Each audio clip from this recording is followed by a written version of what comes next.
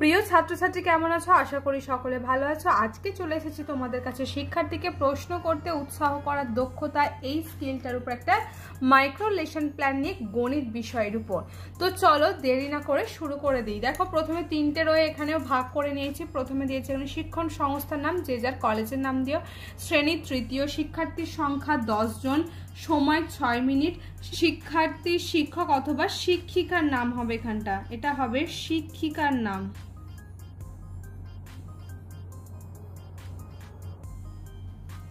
ক্রমিক সংখ্যা এবং তারিখ। এরপর দেখো এখানে রয়েছে আচরণাঙ্গ সমূহ। 1 হচ্ছে শিক্ষার্থীর দ্বারা প্রশ্নকরণ, 2 প্রশ্নকরণের নমনীয়তা, 3 প্রশ্নকরণের পরিমিতিবোধ এবং 4 হচ্ছে বিষয়ের সঙ্গে সম্পর্কিত প্রশ্ন। এরপর দেখো এখানে রয়েছে বিষয়বস্তু। বিষয়বস্তু হচ্ছে আমার গণিত। একক হচ্ছে ফল পেরে ভাগ করে খাই। উপ একক হচ্ছে 1 দিয়ে 3 দিয়ে বিভাজ্য সংখ্যাগুলো লিখি। 2 হচ্ছে পেয়ারা পেরে ভাগ করার চেষ্টা করি। আজকের পাঠ হচ্ছে কি পেয়ারা পেরে ভাগ করার চেষ্টা করি। তো চলো এরপর চলে যাই আমরা মেইন টপিকে। দেখো এখানে প্রথমে বড় বড় করে হেডিংটা দিয়ে দেবে, যে স্কিলটার উপরে মাইক্রোলেশন প্ল্যানটা করবে সেইটা। এরপর দেখো এখানে 4টে রয়ে ভাগ করেছে: বিষয়বস্তু, শিক্ষিকার আচরণ, শিক্ষার্থীর আচরণ, আচরণাঙ্গ সমূহ। দেখো এখানে বিষয়বস্তুতে দিয়েছি পেয়ারা পেরে ভাগ করার চেষ্টা করি, অর্থাৎ আজকের পাঠে যেটা থাকবে সেটা কিন্তু বিষয়বস্তুতে হবে। আর যেহেতু এটা শিক্ষার্থীকে প্রশ্ন করতে উৎসাহ করার দক্ষতা, তাই এখানে শিক্ষার্থীরা প্রশ্ন করবে, শিক্ষক বা শিক্ষিকারা উত্তর দেবে। তাই দেখো এখানে কিভাবে সাজিয়েছি ব্যাপারটাকে। প্রথমে লিখেছি গুড মর্নিং স্টুডেন্টস, কেমন আছো? ভালো আছি। এখানে কিন্তু শিক্ষার্থীরা প্রশ্ন করবে, শিক্ষক বা শিক্ষিকারা উত্তর দেবে। বলছে ম্যাডাম তুমি আজকে আমাদের জন্য কি ছবি এঁকে এনেছো, তোমরা দেখবে? দাঁড়াও দেখাচ্ছি। শিক্ষার্থী দ্বারা প্রশ্নকরণ। ছবিতে ওই 3 জন ছেলে মেয়ে কি করছে? দেখো ওরা 3 জন পেয়ারা কুড়াচ্ছে। প্রশ্নকরণের পরিমিতিবোধ। ম্যাডাম গাছের তলায় কটা পেয়ারা পড়ে আছে? গুনে দেখো গাছের তলায় 7টি পেয়ারা পড়ে আছে। প্রশ্নকরণের নমনীয়তা। বলছে পেয়ারাগুলো নিয়ে ওরা 3 জনে কি করবে? ওরা 3 জনের সমান সংখ্যায় ভাগ করে নেবে।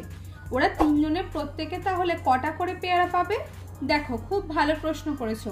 7টি পেয়ারা ছিল, 3 জনের সমান সংখ্যায় ভাগ করলে তারা প্রত্যেকে পাবে, তাহলে ভাগ করে দেখানো হয়েছে। শিক্ষার্থী দ্বারা প্রশ্নকরণ। এরপর বলছে যে ওরা 3 জনে তাহলে 2টি করে পেয়ারা পেল।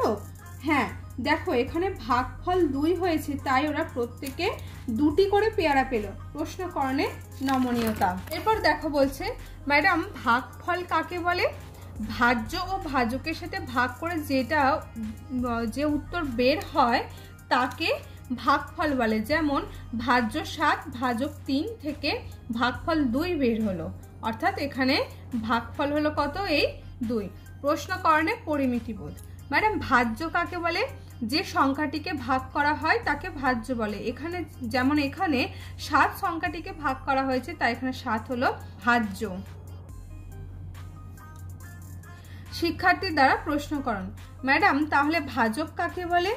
এখানে দেখো 3 ভাজক, কারণ যাকে দিয়ে ভাগ করা হয় তাকে ভাজক বলে। এখানে 3 দিয়ে 7কে ভাগ করা হয়েছে, তাই এখানে 3 ভাজক।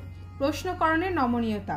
এবার দেখো এখানে ভাগ করে দেওয়া হয়েছে। বলছে এখানে যে 1টি রয়েছে, যে 1টির কথা বলা হয়েছে, নিচে রয়েছে তাকে কি বলে?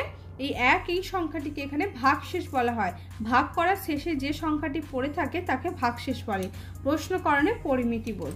বলছে ম্যাডাম তাহলে আমরা ভাজ্য সমান ভাজক গুণ ভাগফল যোগ ভাগশেষ বলতে পারি? হ্যাঁ অবশ্যই। দেখো ভাজ্য সমান ভাজক গুণ ভাগফল যোগ ভাগশেষ, অর্থাৎ ভাজ্য কত ছিল এখানে? 7 সমান কি বলেছে এখানে? ভাজক গুণ ভাগফল, তাহলে ভাজক 3 গুণ ভাগফল 2 যোগ 1 সমান যোগ 1 ভাগশেষ। বিষয়ের সঙ্গে সম্পর্কিত প্রশ্ন। তো এই ছিল আজকের টপিক। আশা করছি তোমাদের সকলের বিষয়টা খুবই ভালো লাগবে। যারা এখনো পর্যন্ত আমার পালকুমার স্টাডি চ্যানেলটিকে সাবস্ক্রাইব করনি, অবশ্যই কিন্তু চ্যানেলটিকে সাবস্ক্রাইব করবে। সকলের সাথে দেখা হচ্ছে নতুন কোনো ভিডিওতে। সকলে ভালো থেকো, সুস্থ থেকো। ধন্যবাদ।